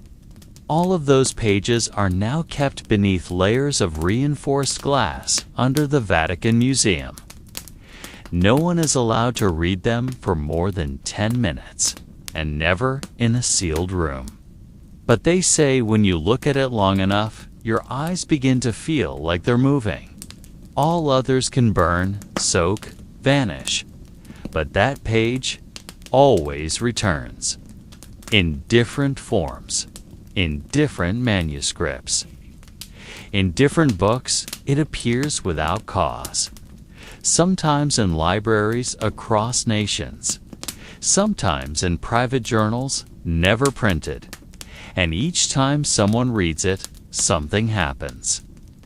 Not always tragedy, but always a shift, either in the reader or in the world around them, as if the page isn't print at all, but a window into a place that cannot be named, a place only felt when awareness begins to unravel. Not left or right, but inward, into the pattern, into the page. And if you don't close it quickly, the voices begin. First soft, like the hiss of wind, then gradually sobbing. The sobbing of women, the sobbing of children, not pleading, just repeating, like a loop. Because after reading it, no one remained the same. A paleography expert who examined it lost all language ability overnight. He could see the letters, but no longer knew how to pronounce them. A monk who tried to transcribe it fainted, and when he awoke, could only write in a language no one recognized, a blend of Arabic, Coptic, and unknown symbols never catalogued. That page holds no curse, no prayer, no story, no illustrations. You might ask where all these stories came from, and you'll find one name always appears. According to Pascal, page 63 is the only part that cannot be destroyed. Pascal believed the page was not written by man, but a reflection of something older than language. That, he believed, is why the monastery burned. Because too many read it, too many believed, and too many opened that page at once.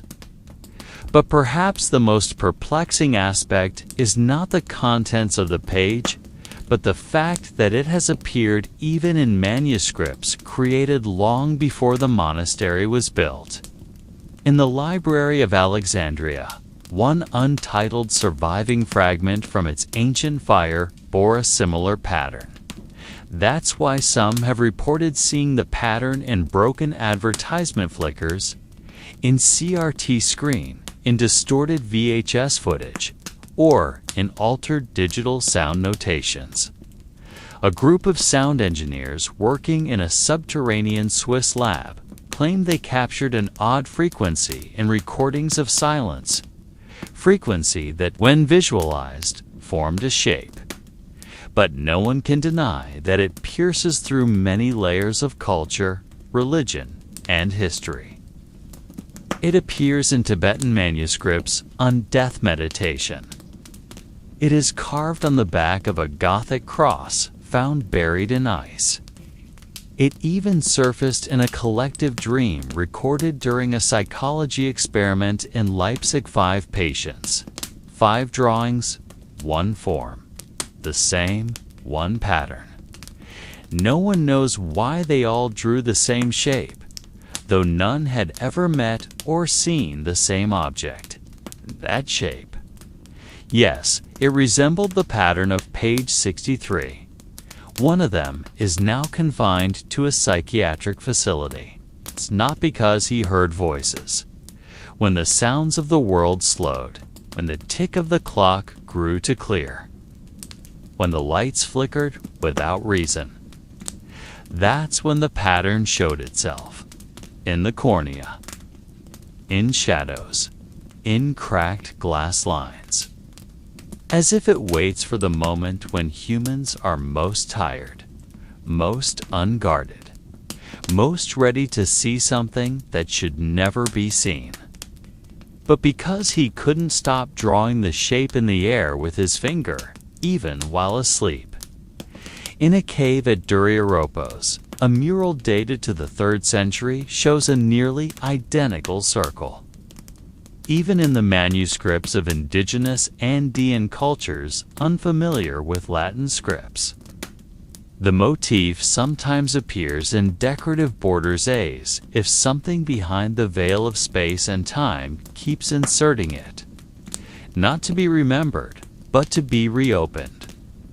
Like a trench in the seafloor that unseals itself when the surface tension above forgets it for too long.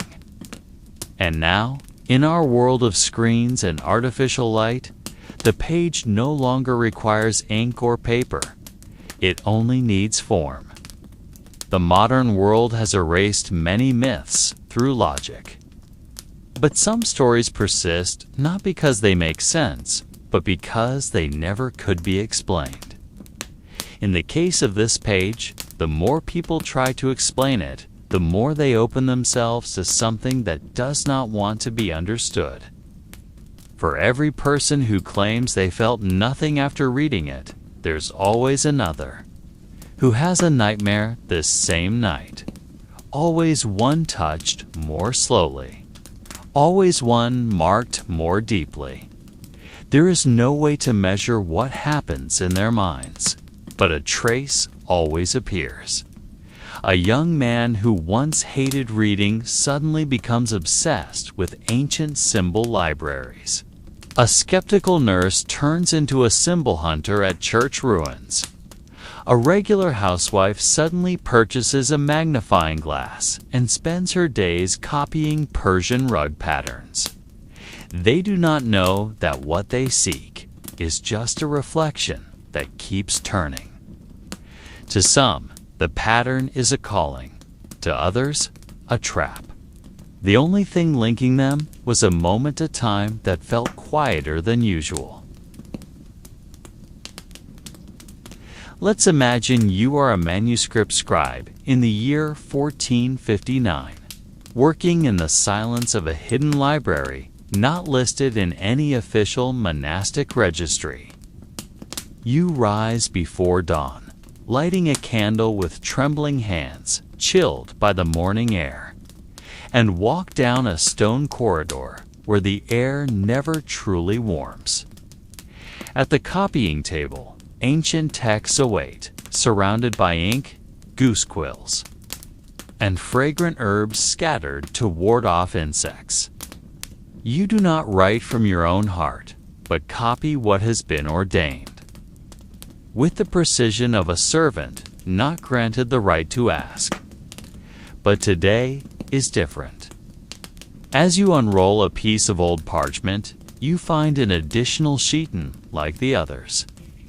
The paper is slightly darker, its edges uneven, and the ink used appears never to have fully dried. But even in the absence of its form, the pattern seems not to need a medium to live. Those who've seen it say the pattern sticks in memory like a stain on stone. It cannot be washed away. It cannot be forgotten. And slowly, like dripping water in a cave, it begins to reshape thought. Words lose form. Time feels less linear. And between ordinary tasks, there are brief moments when reality feels too thin. There is no title, no illumination, only a circular pattern barely visible unless held at the right angle. Others immerse themselves in simple rituals, washing hands, counting seeds, drawing meaningless lines in the sand. They didn't speak much. But when asked why they lived that way, the answer most often given was that they were afraid of bringing something into a world not ready to see itself. Your eyes grow weary just looking at it. There's a faint pulse in your temple, a space without walls, a voice without a source, a shadow that matched the shape of their bodies perfectly, but moved slightly ahead of them in time. Some claimed to hear songs in a language they had never studied. Others simply woke with their hands raised, fingers tracing circular patterns in empty air. But you keep copying. It's not because you wish to, but because you cannot stop. It's if your hand is moved by a will that did not grow within you. That evening, you experience something strange. The sky seems dimmer. Even the sun feels distant. The monastery bell sounds slower. Behind the glass windows, figures appear standing motionless, facing the old structure where you work. They do not move. They do not greet. They only stare. When you blink, they vanish. But when you reopen the copy you made, the pattern has changed, just slightly, but enough for you to know it wasn't your doing. A few days later, the head librarian arrives quietly. He doesn't ask questions. He opens a drawer, removes the page, and burns it in a small furnace inside the storage room. No one says a word. But from that day on, you are no longer allowed to copy texts. You're assigned to work in the garden, far from the reading hall. And over the next 2 months, all copies containing similar symbols are removed, not cataloged, then vanish from the archive. Other scribes mention that everyone who touched the page, even just to move it, experienced similar dreams. One thing is certain, the page was never recreated. No copies remain. Those who eventually left the order never fully returned to ordinary life. Some became quiet wanderers, avoiding mirrors and shadows. As we continue drifting through time and silence, imagine the year is now 1473. The monastery where the page was once copied is now empty. Stone walls that once echoed with chants of prayer now crack and wear moss. Its rooms were not only designed to hide, but also to soothe something. Certain alcoves have no real entrance, as if meant only to trap what must not be moved. At sunset, the stone walls release the heat they absorbed through the day. The flames began in the basement where there were no matches, no power, and no visitors that night. But in personal letters, in the margins of unpublished books, and in whispered tales among night wanderers, fragments of the old books still circulate. No one knows who wrote it. No one knows exactly what was written. But each generation seems to have someone who accidentally finds it again in a different form, in a different language, yet always with the same pattern. Local officials called it a regular incident, perhaps a spark from an abandoned lamp. But they couldn't explain why the fire spread without leaving soot. Someone stops believing in what they once saw as certain. Another begins to hear rhythms that can't be recorded. Yet another no longer recognizes their own shadow. And slowly, the circle grows not in the physical world, but in the minds of those who have once looked upon it. It is like a seed that cannot be burned, like an echo that keeps returning even after the original voice is long gone. All wooden objects burned, but the walls remained clean, as if the fire came not to destroy, but to cleanse. But one hallway remains cold, even in summer. No one sleeps near it. The stained glass windows are partly shattered, and the wind flows in with a whisper, like a sigh from the past. Not the original copy, not a manuscript, but a charcoal sketch behind a wall once hidden by a wooden shelf. The lines were rough, but familiar. They followed a spiral inward, then outward again, then paused in the center shaped like an open eye. The discoverer was a traveler, irreligious, uninterested in scripture. But after spending one night in the ruins, he left before dawn.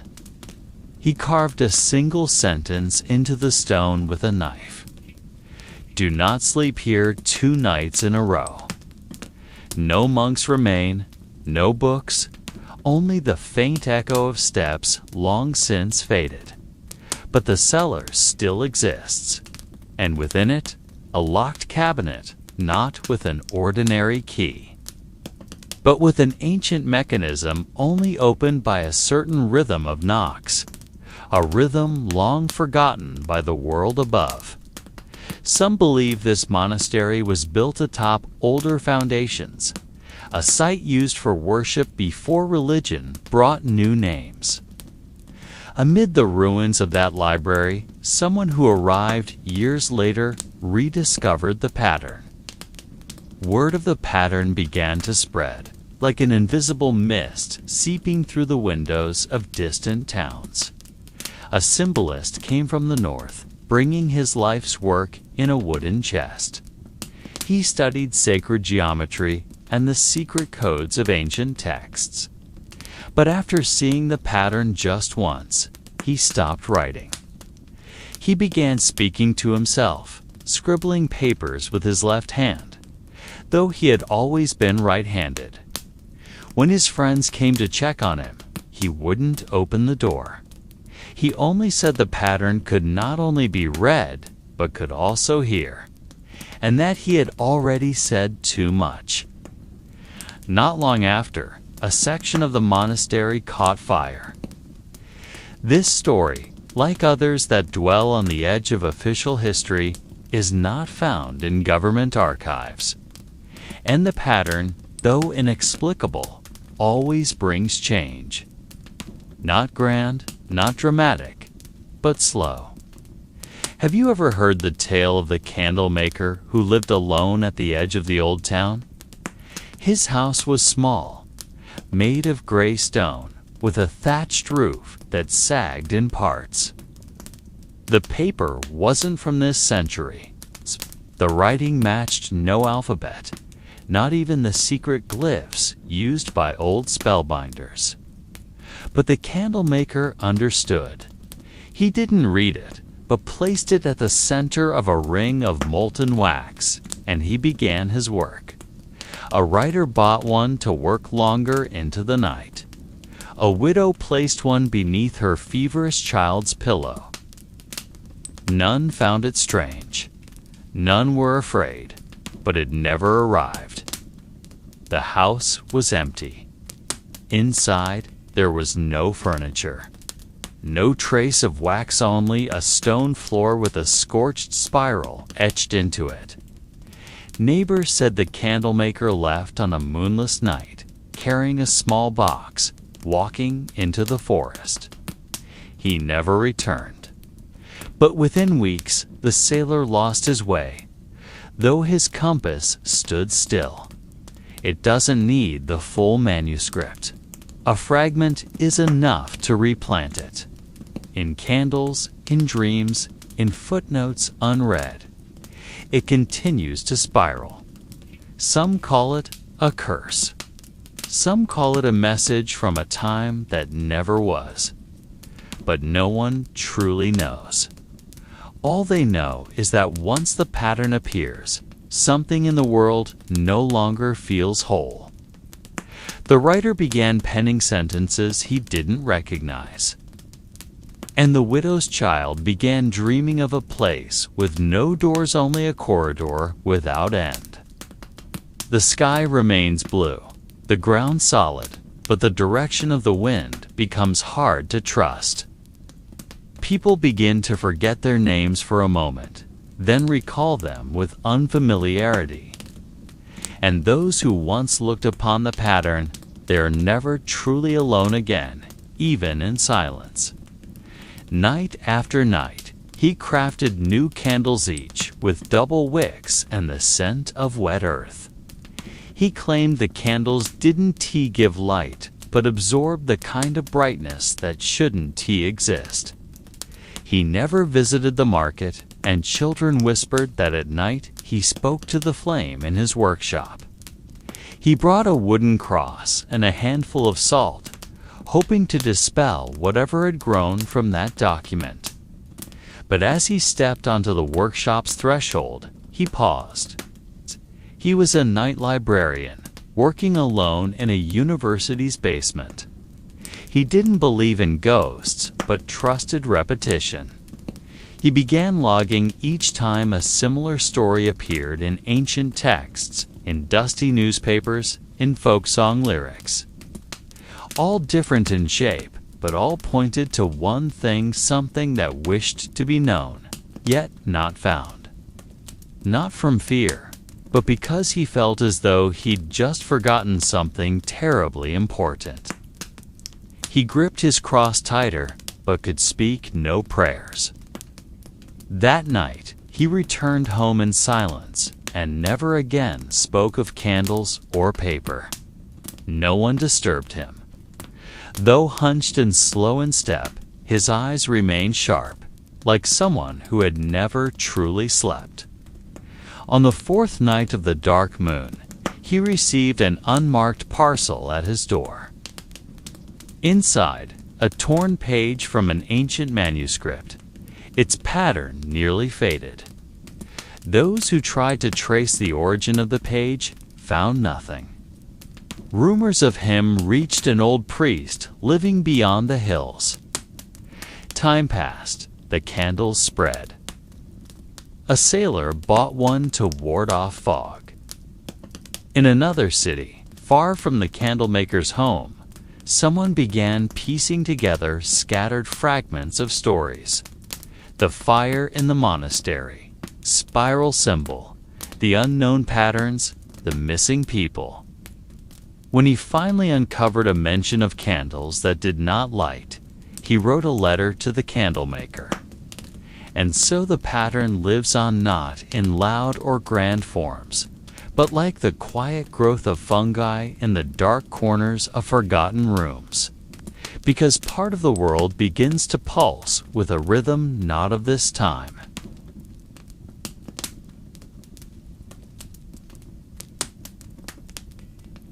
Beneath the old library, now long abandoned, there is still one door that was never fully opened. An iron door, rusted, hidden behind collapsed shelves and brittle wooden stairs. The door was never locked with a key. Above it, an engraving of a closed eye and a phrase in a language even linguists refuse to translate.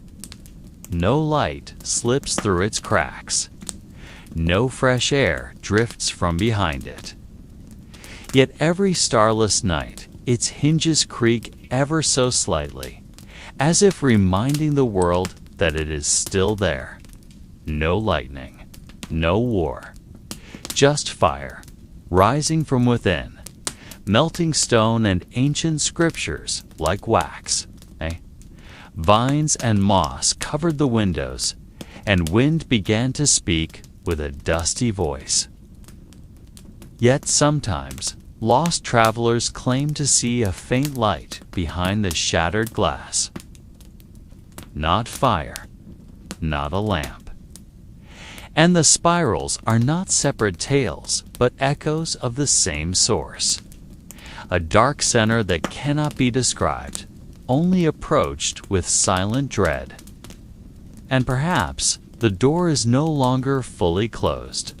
Perhaps its hinges creak, not from wind. Perhaps something is trying to come out.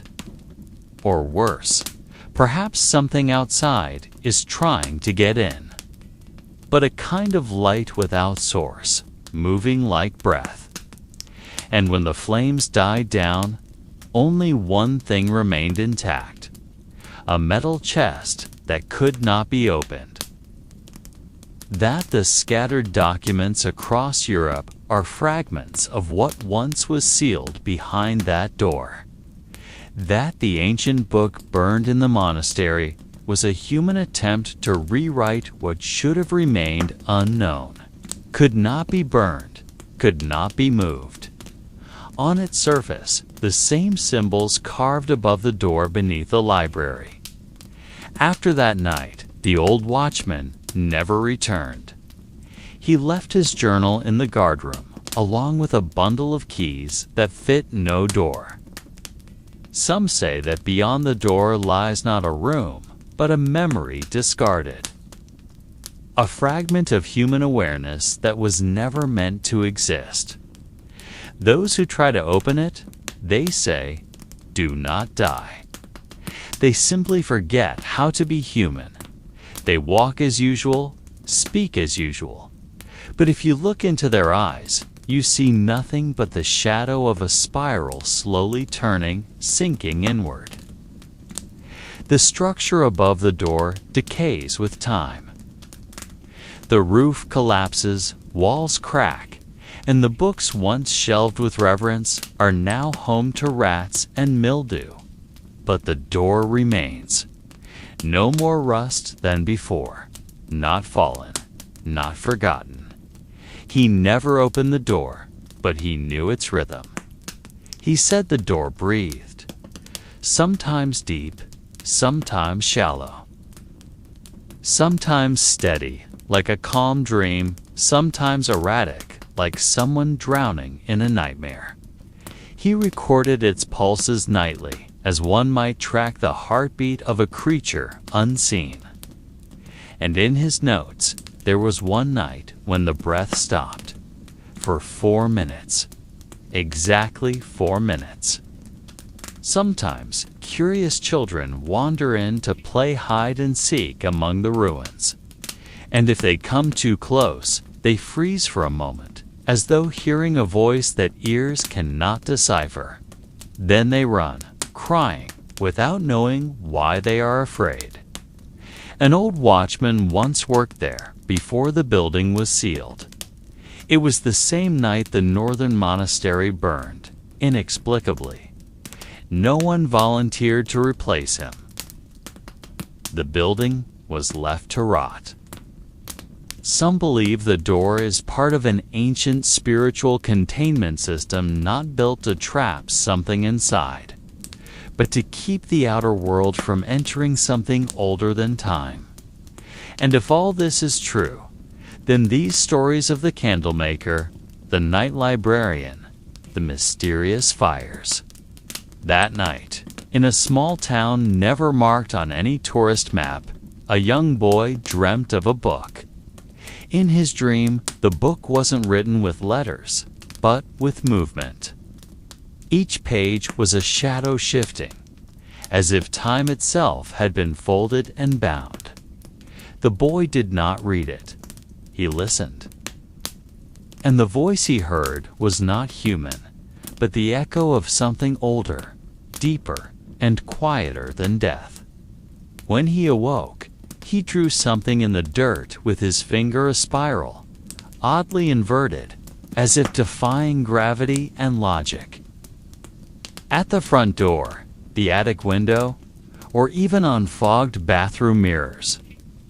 A network crossing continents and tongues, bound by a fear that cannot be explained. As if the entire world, slowly but steadily, is drifting toward an invisible center, toward something that has been sealed for 800 years. But when they looked, nothing, just colder air and a sense that something was watching from a dark corner. And after the knocks, their dreams changed. No longer ordinary. They dreamt of endless corridors, burning bookshelves, and a hooded figure with a face shrouded in snow, unmoving yet always closer each night. He didn't know why he drew it.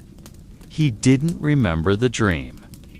But when his mother saw the shape, she went pale and quickly wiped it away with a wet cloth. Whispering prayers no longer taught in any church.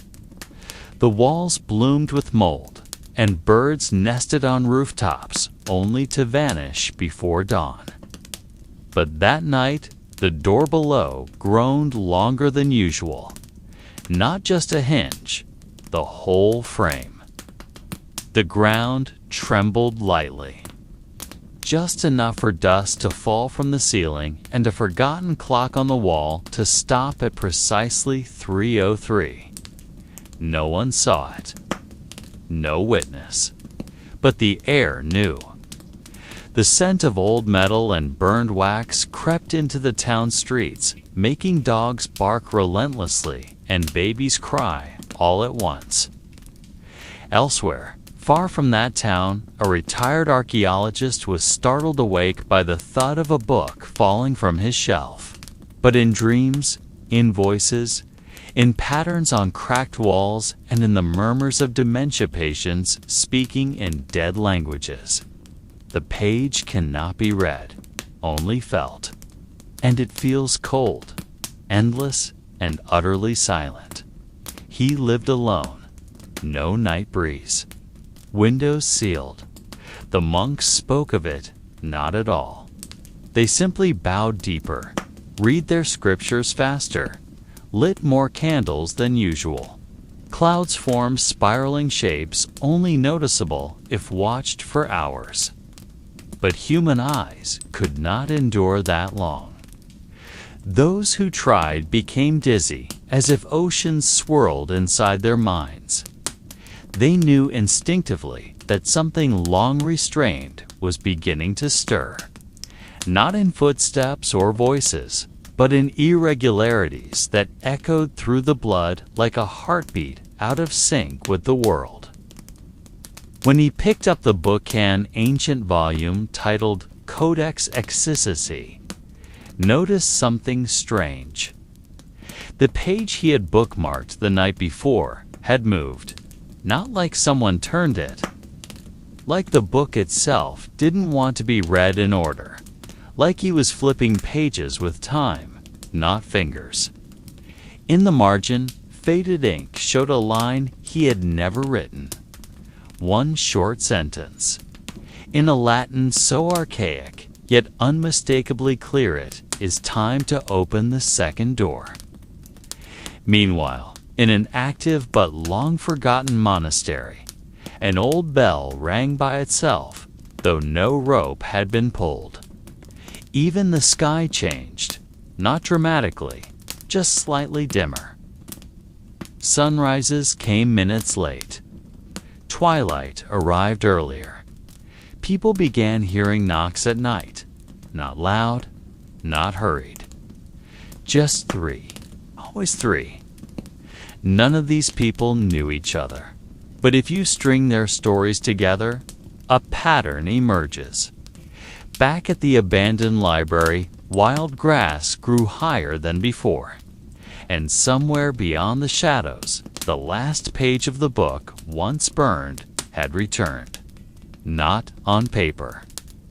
And now, like in those ancient stories whispered before sleep by caretakers who've long forgotten how to smile. The world grows quiet once more. No bells toll. No light behind stained glass. Only cold creeping slowly into the cracks of the earth, slipping beneath the robes of stone, waiting with a patience no one ever taught. The book is no longer visible. Not on shelves, not in dreams, not in ruins. But it has not vanished. It is simply still. Not voices, not animals, but a long rustling, like pages turning by hands that don't exist. Within that sound, there is a story, not finished, not seeking understanding, just remembrance. The world will keep turning, and the book will remain closed. For now, and if ever it opens again, let it not be us who see it. Hidden, not out of fear, but because its moment has passed. Like fire that extinguishes not for lack of fuel, but because it has burned everything that needed burning. No one truly knows whether the final page was ever read or forever sealed shut. But one thing is certain, and only those who live within silence understand it. The world shifted slightly. So slightly it cannot be measured. They just live more slowly.